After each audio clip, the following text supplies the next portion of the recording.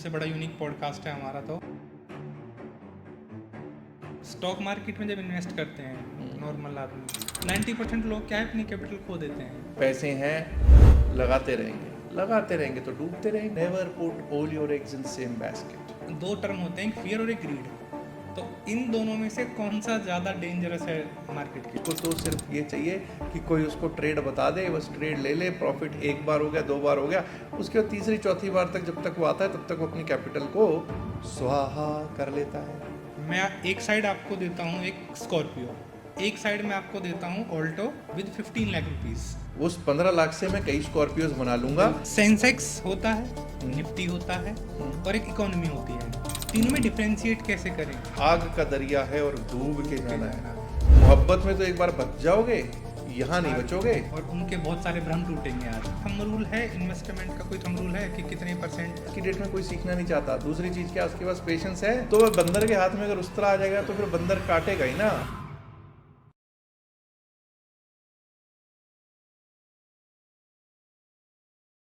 शिक्षा हमें सिर्फ पैसे कमाना ही नहीं सिखाती, बल्कि वो हमें सिखाती है कि हमें उसको किस तरह से इन्वेस्ट करना है। सफलता वो नहीं होती जो हम अचीव कर लेते हैं, सफलता वो होती है जहाँ पर हम कितने लंबे समय तक बने रह सकते हैं। तो इसी चीज़ पर बात करने के लिए आज हमने अपने पॉडकास्ट पर इनवाइट किया है जसबीर खेपड़ सर को, जो कि शेयर मार्केट एक्सपर्ट हैं, स्टॉक मार्केट एक्सपर्ट हैं, जो कि हमें सिखाते हैं इन्वेस्टमेंट कैसे करना है। आइए हम स्वागत करते हैं जसबीर सर का। Thank you sir for joining अस। हम इस कन्वर्सेशन को, आज सबसे बड़ा यूनिक पॉडकास्ट है हमारा, तो पहली बार हम इन चीज़ों को एक्सपीरियंस कर रहे हैं। हमारे व्यूअर्स ऐसी चीज़ें देखेंगे, आज ऐसी चीज़ें समझेंगे जो शायद बहुत ईजी नहीं होती हैं, और उनके बहुत सारे भ्रम टूटेंगे आज। धन्यवाद तो मुझे करना चाहिए आप लोगों का। एक एकेडमिशियन के साथ आज मेरा एक पॉडकास्ट हो रहा है, so I am looking forward to learning new things from you rather, I would say. Sir बड़प्पन है सर ये आपका। सर मैं स्टार्ट करूँगा सबसे पहले इंटरेस्ट रेट और बैंक निफ्टी से। इंटरेस्ट रेट और बैंक निफ्टी से जी, क्या होता है इंटरेस्ट रेट और बैंक निफ्टी, किस तरह से रेगुलेट करता है चीज़ों को? बैंक निफ्टी को इंटरेस्ट रेट कैसे इम्पैक्ट करती है? देखिए, बैंक निफ्टी को इंटरेस्ट रेट्स कैसे इम्पैक्ट करते हैं। पहली बात तो ये जान लीजिए कि बैंक निफ्टी में there are 14 banking stocks. Okay. जो बड़े बैंकिंग स्टॉक्स हैं उनका एक इंडेक्स है जिसको हम बैंक निफ्टी कहते हैं। अब बैंकिंग को कैसे इम्पैक्ट करता है, सवाल ये है कि बैंकिंग को इंटरेस्ट रेट्स जो हैं वो कैसे इम्पैक्ट करेंगे। ब्याज दर बढ़ेगी। कोई भी बैंक किस चीज़ पे खेलता है, वो खेलता है मार्जिन्स पे। बैंक का क्या बिजनेस क्या है, ब्याज पे पैसा लेना और ब्याज की पैसे देना। उसके बीच का जो मार्जिन है उसको कहते हैं नेट इंटरेस्ट मार्जिन। जो देने और लेने के बीच का प्रॉफिट बचा, डिफरेंस जो है उसको कहते हैं नेट इंटरेस्ट मार्जिन। तो अगर ब्याज दरें बढ़ती हैं तो नेट इंटरेस्ट मार्जिन लोग कहेंगे कि जी बढ़ेंगे। तो अगर नेट इंटरेस्ट मार्जिन बढ़ते हैं तो बैंकिंग को फायदा होता है, बैंक को फायदा होता है। बिल्कुल होता है साहब। चलो ठीक है, नेट इंटरेस्ट मार्जिन बढ़ेंगे तो बैंक को फायदा होगा, यानी बैंक निफ्टी को भी फायदा होगा। लेकिन इसका दूसरा एक स्वरूप भी है, वो ये है कि जब ब्याज दरें बढ़ेंगी तो उसके ऊपर क्या उसका इम्पैक्ट बिजनेसेस पे नहीं पड़ेगा? बिल्कुल पड़ेगा। बोरोइंग जो है अगर वो महंगी होगी, अगर बोरोइंग महंगी होगी तो ऑफ कोर्स बिजनेसेस पे इम्पैक्ट पड़ेगा, ठीक है ना। और अगर बिजनेसेस पे इम्पैक्ट पड़ता है तो ओवरऑल इंडस्ट्री पे इम्पैक्ट पड़ता है। तो इंडस्ट्री पे इम्पैक्ट पड़ेगा तो भाई बैंक में भी तो वैसे ही पैसा तो वैसे ही है ना, तो उस पर भी वो इम्पैक्ट पड़ेगा। कौन सा सेक्टर ऐसा है जो फ्यूचर में सबसे ज़्यादा स्ट्रॉन्ग बन के निकलेगा?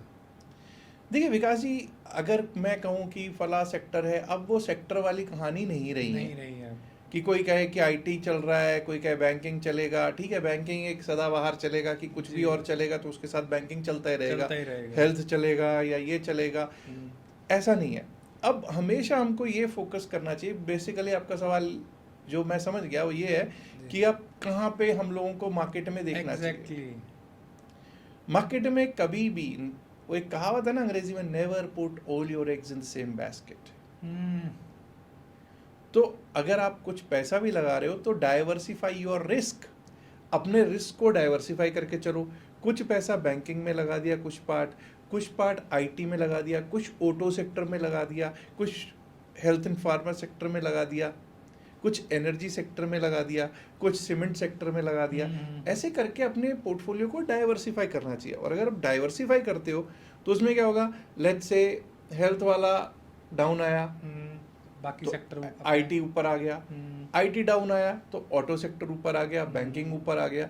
तो कोई ना कोई ऐसा होगा जो आपके पोर्टफोलियो को बैलेंस कर लेगा। तो that balancing act should always be your focus. It's not you have to put your savings here and there. No, not here and there, but in In different different sectors. Different sectors. Okay, अच्छा, Sensex होता है, हम्म। Nifty होता है, हम्म। और एक economy होती है। तीनों में डिफरेंशिएट कैसे करें कि कौन सा ऊपर जा रहा है, कौन सा नीचे जाएगा? क्या देखिए, सेंसेक्स और डायरेक्टली निफ्टी प्रोपोर्शनल है या इनडायरेक्टली? नहीं, सेंसेक्स और निफ्टी 50 दो इंडाइसेस हैं, जी, इंडेक्स हैं। सेंसेक्स में 30 कंपनीज हैं जो बीएससी बॉम्बे स्टॉक एक्सचेंज एक हमारा एक्सचेंज है, उसमें जो टॉप 30 कंपनीज जो लिस्टेड हैं उनका एक इंडेक्स है जिसको हम सेंसेक्स कहते हैं, ठीक है। और दूसरा एक है निफ्टी 50 जो कि नेशनल स्टॉक एक्सचेंज एनएससी का है। निफ्टी 50 में टॉप 50 कंपनीज हैं। अब वो 30 कहिए चाहे 50 कहिए, जिधर भी कहिए, वो डिफरेंट सेक्टर्स की डिफरेंट कंपनीज हैं। अब वही 30 कंपनीज या वही 50 कंपनीज, लेट्स से निफ्टी 50 को benchmark Indian stock market index कहते हैं जी, तो क्या वो तय करते हैं कि हमारी इकोनॉमी कैसे चलेगी? नहीं।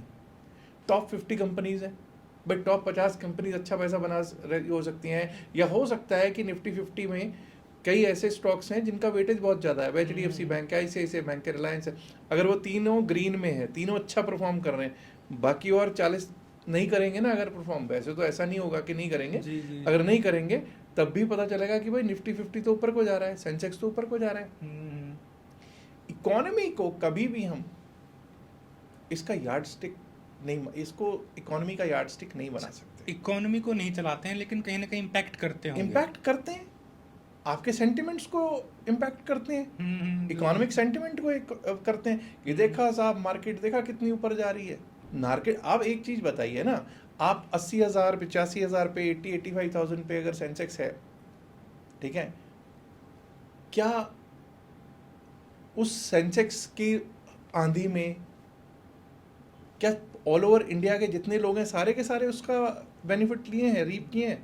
2% मैक्सिमम भी नहीं है, नहीं टोटल किया। इन्वेस्ट कर रहे होंगे। ठीक है, तो इकोनॉमी एक डिफरेंट चीज है।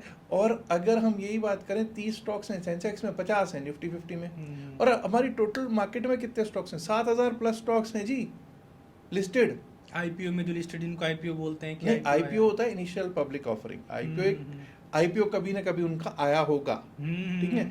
तो 7,000 स्टॉक्स में से आप 30 स्टॉक्स या 50 स्टॉक्स से गौज नहीं कर सकते कि आपकी हालात क्या हैं।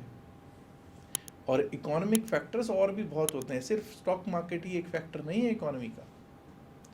आपका इन्फ्लेशन, आपकी अनएम्प्लॉयमेंट रेट, ठीक है ना, आपकी पॉपुलेशन सबसे मेजर फैक्टर है, बिल्कुल। एम्प्लॉयमेंट, आपके फिस्कल जो पॉलिसीज हैं, वो सब कुछ, ये सब चीज़ें मैटर करती हैं। कैन वी से larger the population larger the economy? देखो भाई, अब मुझे मालूम है कहाँ पे आपका क्वेश्चन जाएगा। आप ये कहोगे कि हम लोग 4th लार्जेस्ट इकोनॉमी है, या कुछ बीच में कुछ हुआ तो 6th लार्जेस्ट इकोनॉमी हो गए, ठीक है ना। तो लार्जेस्ट इकोनॉमी कौन है? I think China. No, United States of India, America, sorry, USA. हम अगर चौथे पे भी हैं तो हम कहाँ पे हैं? हमारे से वो कितने टाइम्स बड़े हैं, हमारी कितने ट्रिलियन की इकोनॉमी है। आप लोग गूगल करके आपके व्यूअर्स देख लेंगे और उनकी कितने ट्रिलियन की इकोनॉमी है, तो आपको पता चल जाएगा शायद 6 to 7 टाइम्स बड़ी इकोनॉमी है वो। बिल्कुल। हमारा पर कैपिटा इनकम, मैं उससे भी नहीं जाता। लोग क्या कहते हैं भाई, अच्छा 6th इकोनॉमी होगी, ठीक है जी, 4th इकोनॉमी होगी, ठीक है जी, मान लेते हैं। तो इसका क्या मतलब ये हो गया कि हम सिर्फ 3 ही देश हमारे से आगे हैं? पर कैपिटा इनकम से डिसाइड होगा। पर जब आप पर कैपिटा इनकम पे जाते हो, purchasing power of an individual पे जाते हो, तो पता चलता है असलियत क्या है। साहब 2.25 लाख रुपए के करीब हमारी इनकम है, एवरेज जो पर कैपिटा इनकम है ऑलमोस्ट 2.25 लाख है। और उनकी क्या है पर कैपिटा इनकम पता है साहब? अगर इंडियन उससे भी गिनूंगा तो 75 से 80 लाख रुपया पर एनम, हम 2.25 लाख रुपया पर एक साल का प्रति वर्ष का कर रहे हैं, और वो 75 से 80-85 लाख रुपया एक वर्ष का पर कैपिटा इनकम है। चेक कर लीजिएगा, गूगल कर लीजिएगा, अगर कहीं कुछ गलत कह रहा हूं तो बता दीजिएगा। Approximately 30 to 35 times. तो अब आप ये बताइए कि हम जब कहते हैं तो किस बेसिस पे कहते हैं, हमारा क्या बेसिस है? क्या ऐसा नहीं है विकास जी कि हमारे देश में अभी भी खुद जो सरकार के जो मंत्री लोग मानते हैं कि 80 करोड़ से ज़्यादा लोगों को हम राशन दे रहे हैं कि नहीं दे रहे? बिल्कुल दे रहे हैं, तो what is the percentage? That means ration आप किसको देते हो? जो बिलो पॉवर्टी लाइन है। बस अगर आप कह रहे हो बिलो पॉवर्टी लाइन तो मान लेता हूँ बिलो पॉवर्टी लाइन मानने को, तो हम कहाँ पे हैं? असलियत बहुत डिफरेंट है, मार्केट अलग है, इकोनॉमी अलग है। इकोनॉमी के फैक्टर्स अलग हैं, मार्केट के फैक्टर्स अलग हैं। अच्छा, इसका रीज़न ये भी हो सकता है कि इंडिया के शायद 5% ही लोग ऐसे हैं जो इन्वेस्टमेंट मार्केटिंग पे फोकस करते हैं या एक्टिव हैं। देखिए, investment investment is not just in the stock market. Investment can be like gold में इन्वेस्ट करते हैं। आप ये सोचो कि इंडियंस की इन्वेस्टमेंट और सेविंग और इन्वेस्टमेंट दो चीजें हैं, कोई आज की नहीं चल रही। आप जो शायद आपने कभी कोई गोल्ड पहनते हो या आपके घर में जो माताएं बहनें हमारी गोल्ड पहनती हैं, वो आपको पता भी नहीं होगा कि कितनी पुश्तों से आपके पास वो गोल्ड रखा हुआ है। हाँ बिल्कुल, ठीक है ना? तो वो एक सेविंग, एक इन्वेस्टमेंट का फीचर है। वो एक इनडायरेक्ट इन्वेस्टमेंट इनडायरेक्ट है। ठीक है। अब जैसे आप आज की डेट में सोने का भाव कहाँ पे है? लगभग 1.5 लाख। 1.5 लाख, 170-180 तक जाके आया। जी जी बिल्कुल। ठीक है ना? और अगर आप अपने फादर से, अपने ग्रैंडफादर से पूछोगे कि उनकी शादियों पे गोल्ड का भाव क्या था, तब भी वो कहते थे बहुत महंगा है भाई सोना। था। तब भी सोना महंगा था, आज भी महंगा है। लेकिन उस समय का भाव जब पूछोगे तो शायद आपको पता चलेगा कि भाई पीनट्स था, पीनट्स। बिल्कुल, अगर आज के अकॉर्डिंग कंपेयर करें तो आज हम 2026 में बैठे हैं। अगस्त में मैंने सोना खरीदा था, अगस्त 2024 में, अपनी भांजी की शादी के लिए। 24 में, अगस्त 2024 में, उसकी दिसंबर में शादी थी। तो शायद 62 या 63 हजार रुपए का भाव था, 65 के आसपास, 65 के आसपास भाव था। ठीक है। और तब हमें बहुत महंगा लग रहा था। अब बताइए साहब, वो महंगा था क्या? आज के भाव से बताइए, क्या वो महंगा था? बिल्कुल नहीं, लेकिन उस टाइम पे वो महंगा था। अभी तो 2 साल भी नहीं हुए, 1.5 साल। तो ये सब चीजें हमारे बुजुर्ग करते आए हैं, सेविंग करते आए हैं। लोन्स तो कब से मिलने शुरू हुए हैं जनरल पब्लिक को? लोन्स तो मुझे नहीं लगता 30 साल 35 साल पहले कोई लोन्स इंडिया में का कोई ऐसा चलन था। बिल्कुल। और लोन लेता था तो पहली बात तो घर वाले कहते हैं ना भाई लोन नहीं लेना, लोन नहीं लेना है। जो नॉर्मल फैमिलीज थी वो तो लोन पे करती थी, ना कर्जा नहीं सिर पे रखना। 15-20 साल की हिस्ट्री होगी इसकी मैक्सिमम, अगर 15-20 साल 25 साल 30 साल से ज्यादा की हिस्ट्री नहीं है। वो भी तब जो एक अर्बन एरिया में जो क्रीमी लेयर है वो करती थी। अर्बनाइजेशन होनी शुरू हुई, लिबरलाइजेशन के बाद 91 में liberalisation policy, privatisation and liberalisation policy PV Narasimha Rao government लेके आई। डॉक्टर मनमोहन सिंह जो थे उस समय फाइनेंस मिनिस्टर थे, तो उसके बाद ही ये सब चीजें आई हैं, उसके बाद ही सब कुछ हुआ है। स्टॉक मार्केट में जब इन्वेस्ट करते हैं नॉर्मल आदमी, 90% लोग क्या है अपनी कैपिटल खो देते हैं और फिर बोलते हैं कि अरे ये तो सट्टा है, जुआ है। तो वो खोने का रीज़न जो है मेन, अब मैं तो 1000 रीजन ढूंढ सकता हूँ मेरे पैसे खोने का, लेकिन आप प्रोफेशनल इन्वेस्टर हैं, प्रोफेशनल एक मार्केटिंग के नॉलेज के लोग हैं, आपकी नज़र में वो 90% लोग जो पैसा खोते हैं वो क्यों खोते हैं? Vikas ji, lack of knowledge, lack of awareness. आपको ज्ञान नहीं है तो आपको काम करना चाहिए? नहीं करना चाहिए। आप एक एकेडमिशियन हैं, लेकिन अगर मैं आपको बोलूं कि कल को समोसे तलने लग जाओ, पकौड़े तलने लग जाओ, तो क्या आप उसमें बढ़िया पास हो सकते हो? शायद ना हो पाओ। या अगर किसी समोसा या पकौड़ा तलने वाले को बोलूं कि आप पढ़ाना है क्लास, आप पढ़ाओ आके, तो पढ़ा पाएगा? नहीं। लेकिन यहाँ क्या हो रहा है कि विदाउट एनी नॉलेज पूछ जाते हैं। फिर क्या होता है? लोग जो है ना हमारे बड़े ही गलेबल पीपल हैं, वो किसी भी चीज़ के लिए कूद पड़ते हैं। वो फिर देखते हैं यार ज़्यादा पैसे नहीं लगाएंगे, 1-1 रुपए वाला शेयर देख लेते हैं, 50 शेयर पैसे ले लो, वाला, हाँ। 5 रुपए वाला, 10 रुपए वाला शेयर खरीद लेते हैं, महंगा वाला नहीं। अगर ये जाएगा तो बहुत ऊपर जाएगा। बहुत ऊपर जाएगा। उनको कोई बताता नहीं है कि भाई स्टॉक सिलेक्शन कैसे करते हैं, स्टॉक भी सिलेक्ट होते हैं ना, किस तरह से स्टॉक सिलेक्शन। बिल्कुल। अब 7,000 में से आपको अगर मैं पूछूंगा तो शायद आपको 100 स्टॉक से ज़्यादा का नाम भी पता नहीं होगा। बिल्कुल, हो सकता है 100 से भी कम ही पता हो हाँ, सकता है 100 से बिल्कुल। भी कम। लेकिन फिर जब आप स्टॉक उठाओगे तो आप अपने किसी दोस्त से पूछोगे, वो कहेगा यार ये 10 रुपए वाला है, ये ले ले। ये हाँ, अच्छा बिल्कुल। तूने ले रखा है? ये तो कभी पूछेगा नहीं कि भाई तूने ले रखा है। वो कहेगा हाँ मैंने भी ले रखा है। अच्छा ठीक है ये भाई, क्या देगा जब एडवाइस दे रहा है। ठीक है भाई। तो 10 रुपए वाला ले लिया, लेकिन उसने ये नहीं उससे पूछा कि भाई अगर ये तू एडवाइस दे भी रहा है, ये 10 रुपए का ही क्यों है, अभी तक बढ़ा क्यों नहीं। हाँ, उसने कभी चार्ट देखना नहीं सीखा कि उसका प्राइसिंग कैसा अभी तक रहा है। अब वही अगर उसी पैसे को 10,000, 20,000, 50,000 जो भी उसने लगाना था, ऐसे किसी स्टॉक में लगाता जिसने पीछे से रिटर्न्स दिए अच्छे, तो शायद उस ज़्यादा बेहतर उसको पैसा मिलता, रिटर्न भी मिलता। अब मरे हुए को और क्या मारोगे वाली बात है। ठीक है, पेनी स्टॉक्स पे मतलब जितने उसमें से 1 आउट ऑफ 1000 स्टॉक्स चलते हैं। कितने? 1 आउट ऑफ 1000, 1 आउट ऑफ 1000। तो इसीलिए बोलता हूँ 1 आउट ऑफ 1000 भी मैं ठीक ठाक ही बोल रहा हूँ, इससे भी ज़्यादा का वो हो सकता है भाई। 0.1% चांसेस हैं मतलब। यस। तो क्या आपको लगता है कि इतने लकी हैं आप लोग या हम लोग कि भाई वो वाला 0.1% हम भी भी बनेंगे, हम ही अगले झुनझुन वाला बनेंगे? बिल्कुल। सर जैसे आपने बोला lack of knowledge, so can we say lack of financial literacy, क्योंकि फाइनेंशियल लिटरेसी एक ऐसा टर्म है, आई थिंक वो नेसेसिटी होनी चाहिए हम सब के लिए। लेकिन जब फाइनेंशियल हम लिटरेसी की बात करते हैं तो लोगों को लगता है कि ये क्या है, क्योंकि सब अपने दिमाग में बने हुए हैं कि मुझे सब ज़्यादा नॉलेज है, मैं झुनझुन वाला हूँ मार्केट का। तो फाइनेंशियल लिटरेसी कितनी ज़रूरी है? फाइनेंशियल लिटरेसी हर किसी के लिए ज़रूरी है, हर किसी के लिए ज़रूरी है। आप साइकिल भी चलाना सीखते हैं, साइकिल भी आपके मम्मी पापा कोई ना कोई पीछे उसका वो पकड़ के सीट पकड़ के आपको धक्का देता है और वो साथ में हाथ रखता है। कोई भी चीज़ है, आप लिखना भी सीखते हैं तो भी आपका पेंसिल पकड़ के कोई ना कोई सिखाता है आपको, anything for that matter. But जब when it comes to money, finances, तो हम लोग लापरवाह हो जाते हैं। हम लापरवाह हो जाते हैं, हम कहते हैं नहीं यार कोई चक्कर ही नहीं है, पैसे हैं लगाते रहेंगे तो डूबते रहेंगे। और दूसरी बात, कुछ एक ऐसी चीज़ें होती हैं, आपको जैसे फाइनेंशियल लिटरेसी की बात की, अब एक मार्केट में आजकल चल रहा है ऑप्शंस ट्रेडिंग। हाँ, ऑप्शन ट्रेडिंग बहुत ट्रेंड में है।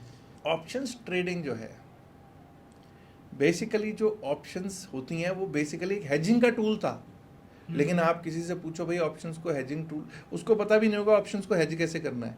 पहली बात तो ना तो उसे ये पता होगा कि ऑप्शंस है क्या, उसके बाद ऑप्शंस को हेजिंग का टूल है उसको ये भी नहीं पता होगा, हेज कैसे करना ये भी नहीं पता होगा। बस उसको तो ये है कि भाई ये मनी मिंटिंग मशीन है। मनी मिंटिंग मशीन जो होती है, जो मनी मेकिंग मशीन होती है, वो मनी ईटिंग भी बन जाती है। तो आजकल वही हो रहा है, मनी ईटिंग मशीन बन गई है वो। लेकिन ये जो मार्केट है ना, ये जो ऑप्शंस ट्रेडिंग है ना, ये विकास जी ऐसा कीड़ा है जिसको हम कहते हैं प्लास्टिक का, जिसके प्लास्टिक का कीड़ा होता है ना, जिसके ऊपर मतलब वो फड़फड़ाता रहता है। जितना और तेजाब भी डालोगे ना उस पर और ज़्यादा फड़फड़ाएगा। तो वो कहेगा नहीं भाई इसमें अगर मैंने इतना पैसा डुबो दिया तो इसी से ही निकालो, तो बस लगे रहता है। फिर वो फाइनेंशियल लिटरेसी है नहीं और बस लगे रहेंगे। और अगर फाइनेंशियल लिटरेसी उनके अगर हम माइंड से बात करें तो जो वो स्क्रीनशॉट देखते हैं सोशल मीडिया पे, दुनिया भर के प्रॉफिट के स्क्रीनशॉट देखते हैं, वो उसे ही फाइनेंशियल लिटरेसी वो देखे थोड़े बहुत कि हाँ हाँ हमें पता है इधर से भी आएगा इधर से भी आएगा। तो ये क्या है जो स्क्रीनशॉट से? देखिए दो चीज़ें। पहली बात तो आजकल ये जो स्क्रीनशॉट्स हैं, स्क्रीनशॉट्स पे अब सेबी का बहुत ज़्यादा सख्ती है, तो स्क्रीनशॉट्स तो अब आ नहीं रहे। दूसरी चीज़, आज की डेट में एआई का ज़माना है, स्क्रीनशॉट कोई भी मैनिपुलेट हो सकता है, कुछ भी आप उसमें ऐड सब्ट्रैक्ट जो भी करना चाहो कर सकते हो। AI से अब आपको एक और चीज़ बताता हूँ। हमारे एक मित्र का स्क्रीनशॉट आया, ये आज से 3-4 साल पुरानी बात है। तो हम 5-7 लोग मित्र हैं, तो ग्रुप में डिस्कस करने लग गए कि भाई इसने देख ले इसके सारे के सारे ट्रेड्स ग्रीन होते हैं और सब में प्रॉफिट है।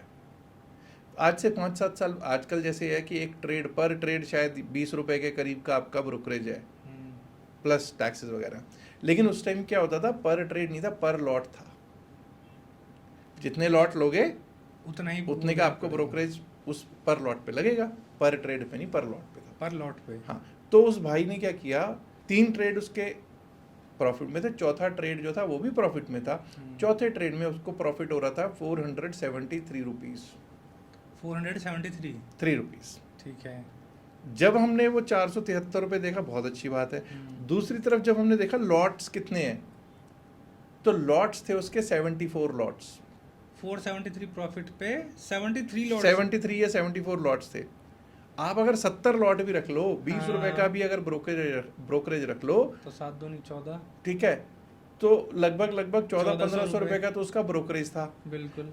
वो प्रॉफिट वहां तो दिख रहा है, लेकिन असल में क्या है, लॉस, क्योंकि उसने एवरेजिंग कर करके कि बस मैं प्रॉफिट में दिखना चाहिए हूँ। अब ये दिखना चाहिए हूँ वाली कहानी जो है ये तंग करती है। इसके कारण क्या होता है, ओवर ट्रेडिंग होता है। हाँ, और आपका जो ब्रोकर होता है ना, जो ब्रोकर होता है, अब मैं किसी का नाम लूंगा तो ठीक नहीं है, नहीं तो वो सब कहेंगे।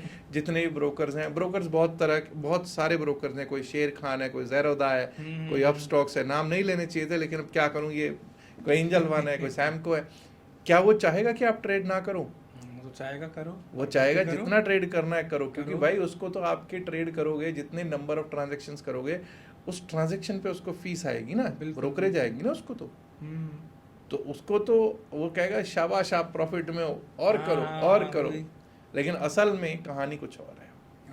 तो इन सारी बातों को मैं एक कॉमन आदमी के पास लेके आता हूँ। एक कॉमन आदमी है, वो नहीं है, फाइनेंशियल बैकग्राउंड नहीं है उसका, फाइनेंस से वो नहीं है, क्या वो सीख कर क्या एक प्रोफेशनल ट्रेडर बन सकता है, अच्छा प्रोफेशनल ट्रेडर? देखो, सीख कर कोई भी चीज़ की जा सकती है। सीख कर, पहली बात तो सीखना, क्या सीखना चाहता है, सबसे बड़ा क्वेश्चन, सबसे बड़ा प्रश्न ये है। आज की डेट में कोई सीखना नहीं चाहता। दूसरी चीज़ क्या, उसके पास पेशेंस है? पेशेंस नहीं है उसको। वो कहता है साहब 10,000 रुपये हैं, 20,000 हैं, 50,000 हैं, लाख रुपए है, आज से शुरू कर दो, आप करना शुरू करो ना सर, मैं आपके साथ हूँ।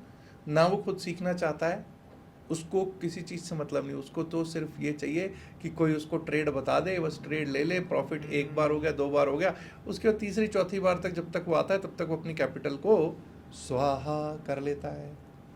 ओके, तो patience is directly proportional to profit. Patience is directly proportional to profit.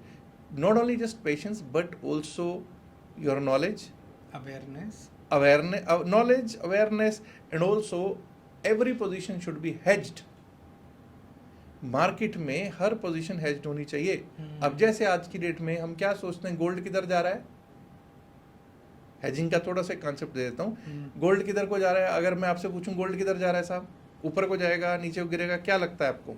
ऊपर जाएगा। हाँ। तो आपने क्या किया, अच्छा ठीक है, मेरे पास भाई 2 महीने के लिए पैसे पड़े हैं, 2 महीने के लिए कुछ पैसे थे, आपने वो गोल्ड खरीद लिया, आपने कुछ गोल्ड खरीद लिया, और आपने वो जो गोल्ड खरीदा तो आपने सोचा कि भाई मैं 1 महीने के लिए इस गोल्ड को रख लेता हूँ, इसका भाव अगर ऊपर को बढ़ेगा, अगर इसका भाव ऊपर को बढ़ेगा तो मेरे को फायदा हो जाएगा। लेकिन विकास भाई, आपको भी पता है कि जब आप खरीदते हो, या कई मेरे दोस्त ऐसे हैं वो कहते हैं यार जब मैंने किसी चीज़ में एंट्री करता हूँ तो जैसे ही मैं ऊपर की सोचता हूँ वो नीचे को आ जाता है। ऐसा होता है कि नहीं? सबके जस्ट तो भाई कई बार ऐसा होता है कि आपने जहाँ पे खरीदा वहां से इतना डिप नीचे को मारा उसने, इतना बुरी तरह से गिरा कि बस फिर बंदा कहता है ले भाई गए, डूब गए। तो एक तो वो तरीका है कि डुबो दो, दूसरा तरीका ये है कि आप उसके साथ एक पुट ले लो, ऑप्शन, जैसे मैंने कहा option is the tool for hedging. तो आप गोल्ड की ही एक पुट खरीद लो, जब आप उसके बराबर के लॉट साइज खरीद लेते हो और जितना वो मार्केट नीचे जाएगी तो आपकी पुट वो बढ़ती रहेगी। उधर अगर आपको मेन गोल्ड में आपका जो है, उस जो मेन ट्रेड है उसमें अगर नुकसान हो भी रहा है जी, ऑप्शंस जो ट्रेड होगा, हेज किया हुआ ट्रेड होगा, वो आपको फायदा देता रहेगा, बैलेंस कर देगा। अगर वो बहुत बड़ा फायदा नहीं दे पाएगा या फायदा नहीं दे पाएगा तो आपको बड़े नुकसान से बचा लेगा। 2 टर्म होते हैं, एक फियर और एक ग्रीड। तो इन दोनों में से कौन सा ज़्यादा डेंजरस है मार्केट के लिए? डर और लालच। जी। अब लोग कहेंगे डर के आगे जीत है, ड्यू पीने के लेकिन बाद ये वो लेकिन न्यूज़ में तो है ही नहीं। लेकिन मैं हमेशा ये कहता हूँ डर के आगे जीत है, बिल्कुल सही बात है, लेकिन मार्केट में डर अच्छा है। प्रॉब्लम तो यही है कि लोग डरते ही नहीं है मार्केट में। सुना वो होता है ना उन्होंने, रिस्क है तो इश्क है। वो रिस्क इश्क वाली जो कहानी है, वो क्या करते हैं, तलवार लेके कूद जाते हैं, गाजी बन जाते हैं जी। लेकिन वो कवच नहीं लेकर चलते। कवच इज योर हेज करके चलना। हेज। ठीक है, तो उनको हमेशा कवच लेकर चलना चाहिए। आप किसी बंदे को तलवार दे दोगे, या फिर वो कहावत है ना, वो हम पढ़ा करते थे शायद 3rd या 4th स्टैंडर्ड में, एक चैप्टर भी होता था हिंदी का, कि बंदर के हाथ में उस्तरा आ गया। हाँ बिल्कुल। तो वह बंदर के हाथ में अगर उस्तरा आ जाएगा तो फिर बंदर काटेगा ही ना अपने आप को, खूनम खून ही होगा ना उसका तो फेस। बिल्कुल। तो बस वही चीज़ है। क्या पेशेंस लॉन्ग टर्म के लिए एक फैक्टर है? देखिए, मार्केट में लॉन्ग टर्म इन्वेस्टमेंट्स के लिए पेशेंस एक फैक्टर ज़रूर है, लेकिन सिर्फ पेशेंस के सहारे नहीं चलता भाई। यहाँ तो हर तिमाही में, हर क्वार्टर में कंपनी का नतीजा आएगा कि वो कैसा कर रही है। तो आपको पोर्टफोलियो में अगर कोई कंपनी है जहाँ इन्वेस्टमेंट है, तो आपको उसको review every quarter, every second quarter तो करना ही चाहिए। आपको पता होना चाहिए कि भाई पिछले क्वार्टर से भी अगर घटता चला जा रहा है, उसका नतीजा डाउन आ रहा है, उसकी प्रॉफिटेबिलिटी नीचे जा रही है, उसका रेवेन्यू नीचे जा रहा है, उसका बिजनेस मॉडल में कुछ गड़बड़ होगी ना, तभी तो नीचे जा रहा है। तो अगर कोई कंपनी आपको पता है कि भाई गड़बड़ कर रही है, तो उससे बेहतर यही है ना कि उसको लंबे समय तक ना बैठ के उसमें से निकल के किसी और दूसरी जगह पे पैसा लगाओ, जहाँ 4 पैसे बन जाए, और जो यहाँ से बच सकता है उसको बचा लो। जी। अच्छा, कुछ चीज़ें ऐसी होती हैं जो सीजनल होती हैं, जैसे कि हम एसी की बात कर लें, फ्रिज की बात कर लें, या जैसे ही मौसम चेंज होता है तो मेडिसिन जो सेक्टर है, मेडिकल सेक्टर में बड़े चेंजेस होते हैं, तो लोग उनके बारे में अवेयर नहीं होते हैं। माना कि बहुत सारी कंपनी सारी चीजें बनाती हैं। मैं आपकी बात को समझ गया। आजकल क्या है, जैसे आपने एसीज वगैरह की बात की, जितनी ये इलेक्ट्रॉनिक्स की कंपनीज है ना, ये अगर एसीज बनाती हैं तो साथ में हीटर्स भी बना रही हैं जी, ठीक है, ये हीटिंग पैड्स भी बना रही हैं, और बहुत कुछ ऐसा है जो सर्दियों में चलने वाला ही बनाती है। या फिर इनकी मार्केट्स ऐसी हैं, इनकी मार्केट सिर्फ इंडिया में तो है नहीं। अगर मैं बात करूं सिर्फ इंडिया में, तो वर्ल्ड वाइड मार्केट्स हैं, इनके एक्सपोर्ट्स भी हैं, ठीक है। वो सब फैक्टर्स चलेंगे। वो सब फैक्टर्स को देखते हुए आज की डेट में ये कहना ना बड़ा मुश्किल हो जाता है कि ये ना सीजनल काम है। हाँ, शुगर वगैरह जो है वो थोड़ा सा, शुगर फैक्ट्रीज वगैरह जो है उनका ज़रूर कह सकते हैं, ऐसा नहीं कह सकते कि कोई कुछ भी नहीं है। ऐसी कुछ एक चीज़ें ज़रूर हैं जो सीजनल है, ठीक है। अब जैसे डिफेंस वाला है, डिफेंस वाला सीजनल तो नहीं कहूँगा, वो एक लॉन्ग टर्म हुआ है। लेट्स से कोई जहाज बना रही है company, I am not taking any name. अब उसने अगर जहाज बनाने का उसको कोई ऑर्डर मिलेगा, तो उसको 10,000 20,000 करोड़ से कम का तो मिलेगा नहीं, बिल्कुल हो सकता है उससे भी ज़्यादा का मिले, लेकिन उसको वो ऑर्डर को पूरा करने में कितने साल लग जाएंगे, शायद 7 8 10 साल लग जाएंगे, बिल्कुल, ठीक है। और उस समय में वो अगले साल में कोई उसकी ऑर्डर बुक आएगी नहीं आएगी कुछ पता नहीं है, उसको 5 साल में एक ऑर्डर मिलेगा कि 10 साल में एक ऑर्डर मिलेगा, कोई भरोसा नहीं है। ओके। जो एक बिगिनर होते हैं, स्टार्टिंग चाहते हैं करना, तो वो इन्वेस्टमेंट से स्टार्ट करें या मार्केटिंग ट्रेडिंग से स्टार्ट करें? मार्केट में ट्रेडिंग से, देखिए प्रॉब्लम यही है कि सबके सब आज की डेट में उसको रोज का रोज पैसा बनाना है, Nifty, bank Nifty, fin Nifty, mid cap, Sensex में जाना है और अपना पैसा बनाने की कोशिश करनी है। पैसा बनता कम है, डूबता ज़्यादा है। तो भाई to start with you should always start with investments. और अगर इन्वेस्टिंग समझ में नहीं आ रही कि कैसे करना है, कौन से स्टॉक में करना है, तो म्यूचुअल फंड्स है ना। और मैं तो हर यंगस्टर को ये कहता हूँ कि सिस्टमेटिक इन्वेस्टमेंट प्लान जो SIP है वो कर, 100 रुपये, 200 रुपये, 500 रुपये से भी वो SIP होती है, हर महीने वो करता है, और उसमें कुछ ना कुछ वेल्थ बिल्डिंग ज़रूर होती हुई मैंने देखी है SIP में। हाँ, मार्केट में कोई ऐसा मेरे को पिछले 20 साल में, 15 साल में कुछ ऐसा नहीं दिखा कि कोई SIP ऐसी हो जो नेगेटिव रिटर्न दिया हो। शॉर्ट उस टाइम पीरियड में ज़रूर कुछ ना कुछ नेगेटिव होता है, लॉन्ग टर्म में पैसा दिया ही है मेजरली। अच्छा, बहुत से लोग इंट्राडे में बड़े इंटरेस्टेड होते हैं, तो इंट्राडे और लॉन्ग टर्म कौन सी ज़्यादा अच्छी स्ट्रेटजी है? Long term, long term, any time long term sir. Intraday में तो आप आज आए, आप आज के आज में या तो प्रॉफिट में हो या खत्म। तो लॉन्ग टर्म ज़्यादा बेटर है। इंट्राडे किसको करनी चाहिए फिर, क्योंकि इंट्राडे मोस्टली हर कोई करता ही है। हर कोई करता ही है, तभी तो डूबते हैं। 90% डूबने का रीजन तो ये जो 90% जो डूबने की आप बात कर रहे हो, तो वो इंट्राडे ही तो डुबोता है, ऑप्शंस ही तो डुबोती हैं। Okay. Intraday is not for everyone, ये खाला जी का बड़ा नहीं है। और मार्केट को मैं हमेशा, इसको ऑप्शंस ट्रेडिंग को, इसको इंट्राडे को मैं एक चीज बोलता हूँ, एक आग का दरिया है और डूब के जाना है। मोहब्बत में तो एक बार बच जाओगे, यहाँ नहीं बचोगे। और साहब आपको एक बात और बता देता हूँ, आप तो खैर अपना ही उसमें है, जो नौकरी करते हैं ना, यहाँ बहुत लोग ऐसे होते हैं जो नौकरी करते हैं। जी। उनको किसी अपनी बॉयफ्रेंड गर्लफ्रेंड का मैसेज आई लव यू वाला पसंद नहीं आता, जितना मैसेज वो पसंद आता है your salary has been credited, your account has been credited with this and this amount salary. बिल्कुल ठीक है, वो मैसेजेस आज भी लोगों को पसंद है। और भाई पैसा होगा तभी आपका जो स्पाउस है, आपका जो जिसको कहते हैं बॉयफ्रेंड है, आपका गर्लफ्रेंड है, आपकी फियांसी है, फियांसी जो भी है, वो तभी तक आपका है जब तक आपकी जेब में पैसा है। रोकड़ा नहीं है तो कुछ नहीं है भाई। And this goes for both the ways. It's not कि आज की डेट में ये नहीं है कि लड़कों के पास ही पैसे होने चाहिए, लड़की की जेब में भी पैसा होना जरूरी है भाई। उसका अगर आपकी जेब में पैसा है तो आपका कॉन्फिडेंस लेवल अलग है। कोई भी लड़की है, बिल्कुल कोई भी लड़का है, ठीक है ना, अगर विकास जी आज आपका कॉन्फिडेंस है क्योंकि विकास की जेब में पैसा है, यही पैसा ना हो तो विकास जी वो कॉन्फिडेंस नहीं आएगा। बिल्कुल। तो money is the game of confidence. Money confidence है ही कुछ नहीं, और money it's all about money. It's all about money Honey. अच्छा, एक सिंपल सा, क्या कोई थंब रूल है इन्वेस्टमेंट का? कोई थंब रूल है कि कितने परसेंट आपकी सैलरी ये है तो इतना परसेंट इन्वेस्ट करो, ऐसा कोई थंब रूल है? नहीं है। देखो यार, इन्वेस्टमेंट का कोई थंब रूल नहीं होता, ठीक है।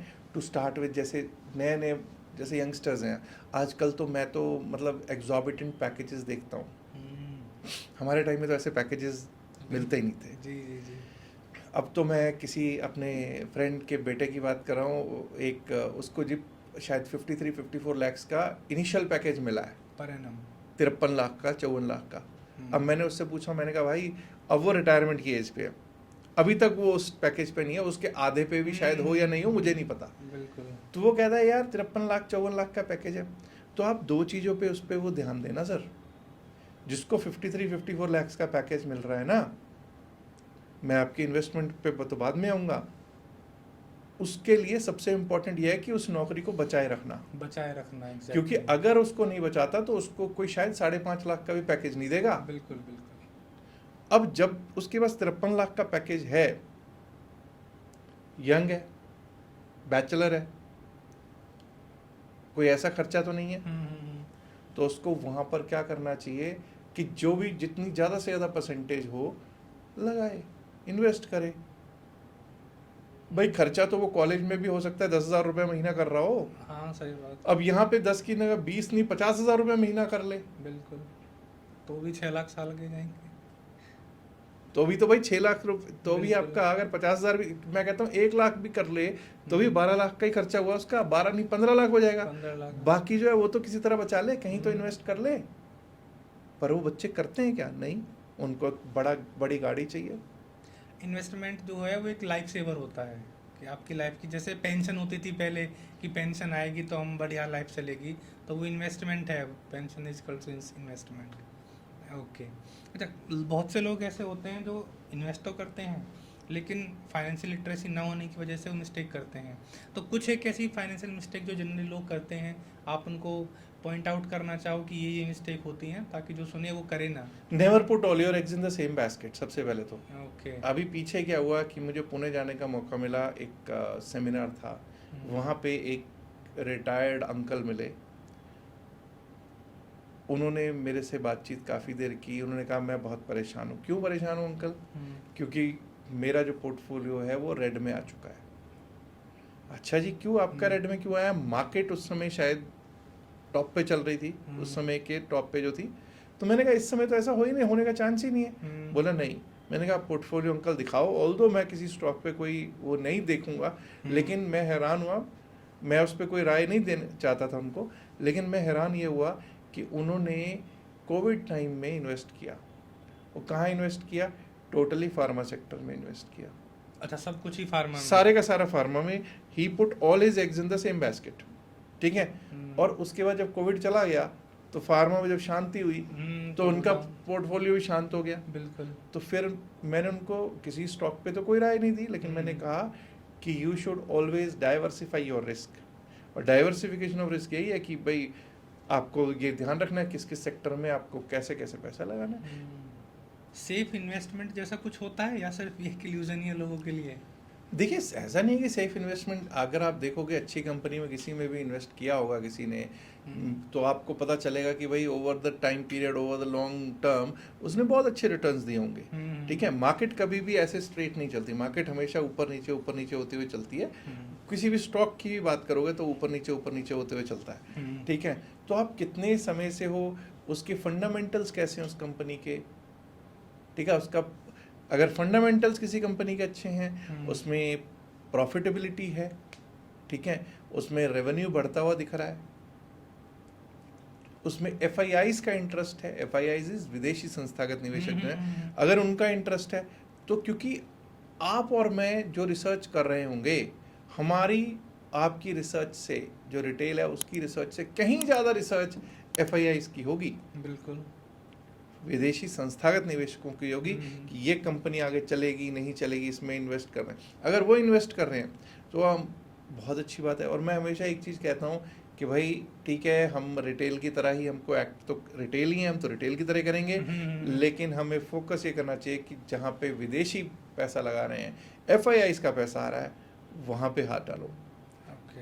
अक्सर होता क्या है, पब्लिक लोगों को तो चाहिए 20 रुपए वाला शेयर, 10 रुपए वाला स्टॉक, 3 रुपए वाला स्टॉक, ठीक है, उनको वो चाहिए होते हैं।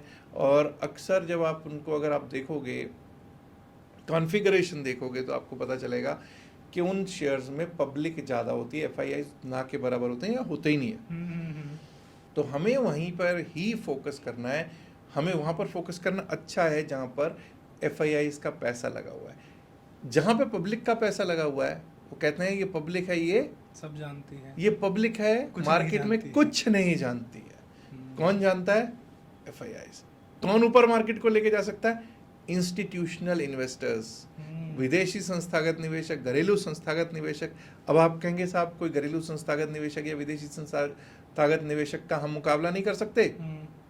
बहुत लोग होते हैं, अरे FII क्या है, ये क्या है। आप ये बताइए, अगर मैं DII की बात करूं तो LIC जो है, life insurance corporation of India जो है, वो एक इंस्टीट्यूशनल इन्वेस्टर है। क्या आपको लगता है कि अगर मैं और आप जैसे 100, 200, 500 लोग भी हों, हम इकट्ठे कर लें, पूल इन कर लें सारे का सारा पैसा, तब भी हम उसके मुकाबले कहीं खड़े हो सकते हैं? अगर हमने सोचा कि एक पर्टिकुलर स्टॉक को ऊपर को धकेलना है, अच्छा ठीक है जी, सबने सलाह की इसको ऊपर को धकेलना है तो इसमें सब पैसा डालो, हमने डालना शुरू कर दिया। उधर से LIC आया या कोई भी और बड़ा इंस्टीट्यूशन आया, उसने वहाँ से क्या किया, उसने हम सभी मिला के लेट्स से 50 करोड़ 100 करोड़ तक का अगर खरीद रहे हैं, उसने आके 1000 करोड़ का बेच दिया।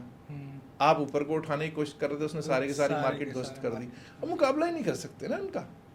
तो इंस्टीट्यूशंस जहाँ पे पैसा लगाएं वहीं पर उसके साथ चलो। मीन्स टू से कि जो पेनी स्टॉक्स होते हैं उनको अवॉइड करना है। नहीं, पेनी स्टॉक्स को तो अवॉइड करना ही है। बड़े स्टॉक्स भी ऐसे होते हैं कई बार जिसमें आपको दिखता है कि FIIs बाहर निकल रहे हैं, तो जब FIIs बाहर निकल रहे हैं तो थोड़ा दूर रहो उनसे। अच्छा, जैसे आपने FII की बात करी तो यहीं से मुझे एक वर्ड याद आता है, FDI, फॉरेन डायरेक्ट इन्वेस्टमेंट। बस तो क्या ये इम्पैक्ट करता है मार्केट को? बस बहुत बड़ा इम्पैक्ट करता है साहब। अगर FDI नहीं आएगा, डायरेक्ट फॉरेन डायरेक्ट इन्वेस्टमेंट नहीं आएगा, तो बस ये समझ लेना कि बहुत कुछ इकोनॉमी पे इम्पैक्ट पड़ता है। हमने दोनों ने टाइम देखा है 91 के बाद का। 91 से पहले का जिन्होंने टाइम देखा है उनसे आप पूछ सकते हो क्या समय थे। ओके, तो आपको पता चल जाएगा ये FDI जो है क्या चीज़ है। सबसे बड़ा इम्पैक्ट, मतलब बहुत बड़ा इम्पैक्ट क्रिएट कर रहा है। बहुत बड़ा इम्पैक्ट क्रिएट कर रहा है साहब। अच्छा, मैं आपको 2 कंडीशन देता हूँ, बड़ा इंटरेस्टिंग सा है।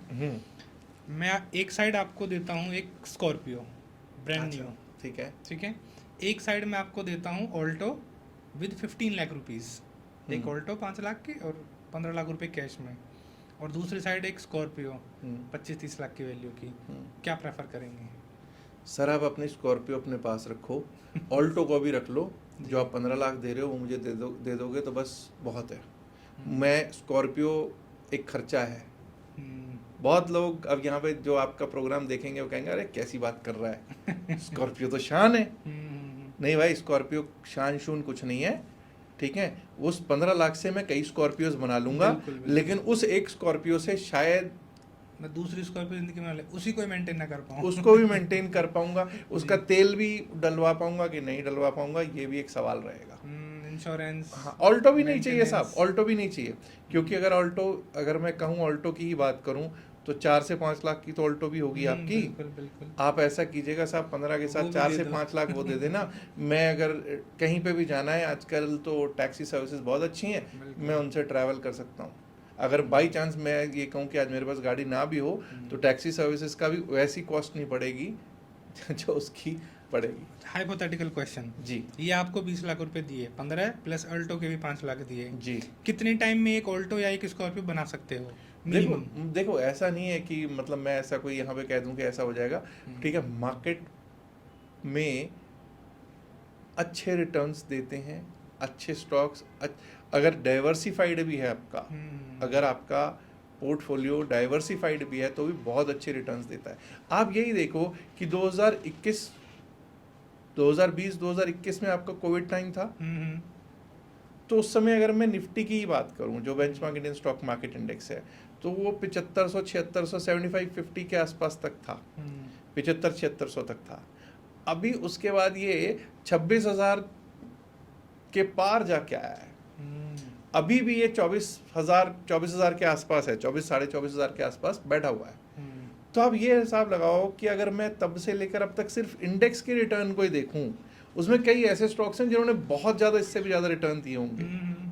तो आप ये सोच लो कि कितने समय में अगर यही पैसा वहाँ लगा होता तो कितनी स्कॉर्पियो या कितनी ऑल्टो बनी होती। Exactly.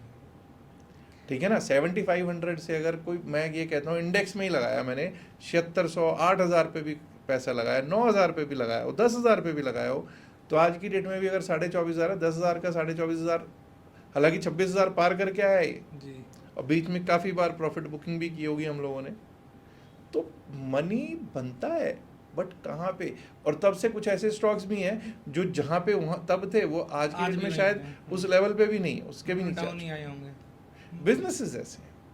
Sir thank you for joining अस। आज बहुत कुछ सीखने को मिला मार्केट के बारे में, और यहाँ से एक एडवाइस लेके जा रहा हूँ कि एक इन्वेस्टमेंट तो मैं आज ही जरूर करूँगा। Thank you for joining us sir. Start with an SIP। अगर अभी तो, वैसे तो आप मुझे मालूम है अच्छी इन्वेस्टमेंट्स करके बैठे हैं, लैंड में, गोल्ड में तो आपकी बहुत अच्छी इन्वेस्टमेंट्स हैं ही, बट मैं चाहूँगा कि विकास जी आप कोई सिस्टमेटिक इन्वेस्टमेंट प्लान ज़रूर करें। Sure sir. और सिस्टमेटिक इन्वेस्टमेंट प्लान जरूर करें, इससे ये होगा कि आपकी वेल्थ बिल्डिंग होगी। मार्केट ऊपर जाए, मार्केट नीचे जाए, फ्लक्चुएट होती रहे, कोई दिक्कत नहीं है।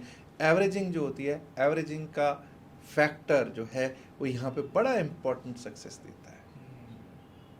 तो आपका बहुत बहुत आभार मैं प्रकट करता हूँ कि आपने मुझे अपने पॉडकास्ट में बुलाया, और आप लोग एकेडमिशियंस हैं, एकेडमिशियंस से तो वही डर भी लगता है, ठीक है। वीक स्टूडेंट्स को तो हमेशा डर रहा है, मैं तो वीक स्टूडेंट रहा हूँ। टॉपर हो सर। अगर किसी मेरे टीचर ने देख लिया ना ये, तो वो कहेगा कि ये निकम्मा था क्लास का। NISM में निकम्मे लोग नहीं जाते सर। नहीं, NISM is a certification. That's a certification that I have for equities and derivatives. Okay. ठीक है। तो आपका बहुत बहुत आभार प्रकट करता हूँ। थैंक यू वेरी मच, आपने मुझे बुलाया, शुक्रिया। आज हमने बात की फाइनेंशियल लिटरेसी की, आज हमने बात की शेयर मार्केट इन्वेस्टमेंट की। शेयर मार्केट वो कुआं है जहाँ पर सभी लोग डूबते हैं, मोस्टली लोग डूबते हैं। इसी से बचने के लिए जसबीर सर के जो टिप्स हैं उनको हम फॉलो करें तो शायद हम यहाँ पर कुछ बेटर कर सकते हैं। अच्छी लर्निंग से हम चीज़ों को अचीव कर सकते हैं। तो शेयर मार्केट में लर्निंग के साथ आएँ, और लर्निंग करने के लिए हमारे साथ आइए। VRGME जुड़े रहिए हमारे साथ। फिर मिलते हैं नेक्स्ट पॉडकास्ट में। From local roots to global height, together we rise.